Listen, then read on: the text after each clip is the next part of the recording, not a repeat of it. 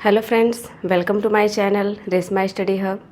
दोस्तों, आज का जो हमारा टॉपिक है वो है हिंदी से जुड़ी सामान्य जानकारियाँ।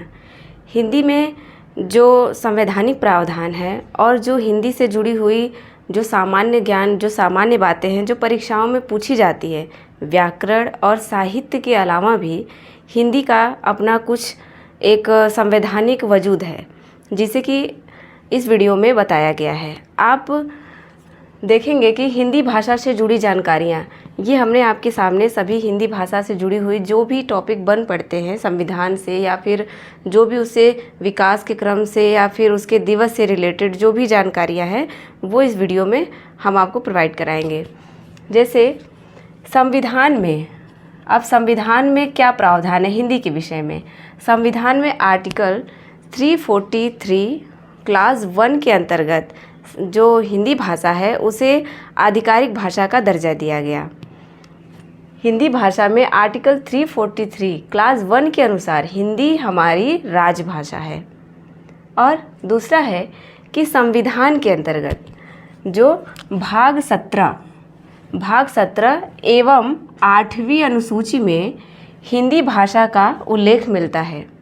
जब संविधान का निर्माण किया गया तो हिंदी भाषा के लिए जो भाग 17 रखा गया उसमें भाषाओं को रखा गया, और 8वीं अनुसूची के अंतर्गत भी भाषाओं के विषय में बात की गई, जिसमें कुल टोटल 22 भाषाएं हैं। 8वीं अनुसूची में 22 भाषाएं हैं, जिसमें कि हमारी हिंदी भाषा भी सम्मिलित है।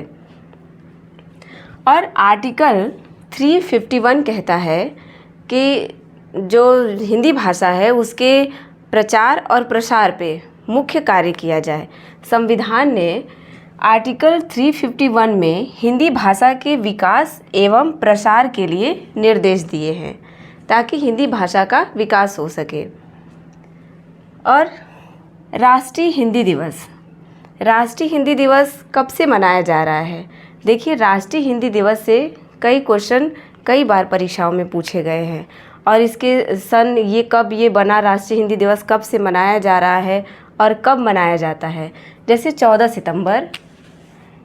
सितंबर सन 1949 में संविधान ने यह निर्णय लिया कि हिंदी केंद्र की आधिकारिक भाषा होगी। कहने का अर्थ यह है कि ऐसे तो अंग्रेजी को भी स्थान दिया गया है 351 क्लास 2 के अंतर्गत, इंग्लिश को भी उसमें रखा गया है, लेकिन जो हमारी हिंदी है उसे आधिकारिक भाषा की, जिसमें कि आप देखते हैं कि हमारे आधिकारिक भाषा में संविधान वगैरह में जो कार्य हैं वो इसके अंतर्गत किए जाते हैं। विश्व हिंदी दिवस आप जानते हैं कि 10 जनवरी को विश्व हिंदी दिवस मनाया जाता है।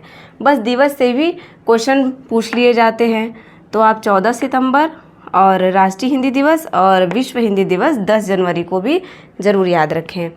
1975 में जो हिंदी का प्रथम विश्व हिंदी सम्मेलन हुआ, जो कि नागपुर में आयोजित था, वो 1975 में हुआ। और 1975 10 जनवरी को ये आयोजित होने के कारण 10 जनवरी को ही फिर विश्व हिंदी दिवस मनाया जाने लगा। और विश्व हिंदी दिवस के साथ ही साथ देखिए, ये क्वेश्चन भी बड़ा इम्पॉर्टेंट है कि प्रथम जो है विश्व हिंदी सम्मेलन कहाँ हुआ था, तो आपके नागपुर में। अब जैसे अगला क्वेश्चन है, अन्य हिंदी भाषी देश, ऐसे और अन्य कौन कौन से देश हैं जहाँ की हिंदी भाषा बोली जाती है। जैसे फिजी, सिंगापुर, टोबैको और टोबैगो, मॉरिशस आदि, इन देशों में भी हिंदी भाषा बोली जाती है। और फिजी है, जो मॉरिशस है, यहाँ भोजपुरी भाषाएं भी बोली जाती है। और इसमें फिजी को लेकर के और मॉरिशस से क्वेश्चन कई बार पूछे गए हैं, जो कि ये भोजपुरी के लिए भी, भोजपुरी भी यहाँ बोली जाती है। भोजपुरी भाषाएं जो फिजी और मॉरिशस में। हिंदी भाषा का विकास क्रम, कैसे हिंदी भाषा आई, कैसे हिंदी भाषा का विकास क्या हुआ, उसका क्रम क्या है, इसके क्रम से भी क्वेश्चन पूछे जाते हैं। तो सबसे पहले आप जानते हैं कि जो देववाणी थी, संस्कृत, इसका विकास था। पहले लोग संस्कृत में ही बातचीत करते थे। उसके बाद संस्कृत का कुछ स्वरूप चेंज हुआ और यह पाली भाषा का रूप लिए। पाली भाषा में जैसे बुद्धिस्ट और जो बौद्ध ग्रंथ है वो पाली भाषा में लिखे गए हैं। इसके बाद इसका पाली भाषा से ही प्राकृत भाषा, जो कि एक सरल संस्कृत कह सकते हैं, उसका विकास हुआ और इस सरल संस्कृत से फिर जो है अपभ्रंश हुआ भाषाओं का, और अवहट, उसके बाद अवहट से हमारी हिंदी भाषा का निर्माण हुआ है। तो ये हिंदी भाषा के विकास के क्रम से जुड़ी हुई कुछ बातें थी। फ्रेंड्स, जैसा कि आप जान रहे हैं कि जो कंपटीशन लेवल है बहुत हाई हो गए हैं और लाखों की तादाद में फॉर्म्स आते हैं, लेकिन जो सिलेक्शन होता है वो हज़ार में होते हैं।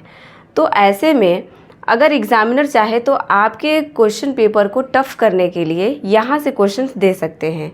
या तो दिवस तो नॉर्मली सबको पता है, लेकिन दिवस के अलावा भी संविधान में हमारी हिंदी के लिए क्या प्रावधान है और किस अनुच्छेद के अंदर हिंदी की बात कही गई है, किस भाग के अंदर, किस अनुसूची के अंदर, और उस अनुसूची में कितनी भाषाएं हैं, और इसके साथ ही साथ जो अन्य देश हैं इनको याद रखें, और सम्मेलन, कवि। तो व्याकरण के अलावा अगर आप कुछ अलग हटके एक्स्ट्रा कुछ तैयारी कर रहे हैं तो ये मान के चलिए कि जो क्वेश्चंस आपको सिलेक्शन से अलग करने वाले हैं वो आपको उसमें जोड़ के ले आएंगे। तो हमारा यही प्रयास रहेगा कि हम आपको अच्छे से अच्छे कंटेंट दें, जिससे कि आप अपने एग्ज़ाम्स को क्वालिफाई कर सकें। और मेरे साथ इसी तरह बने रहिए। अगर आपको वीडियो अच्छी लगी हो और हमारी दी हुई जानकारी आपको यूज़फुल लगे तो प्लीज़ हमें कमेंट करें और हमारे चैनल को लाइक एवं सब्सक्राइब ज़रूर कर लें। थैंक्स।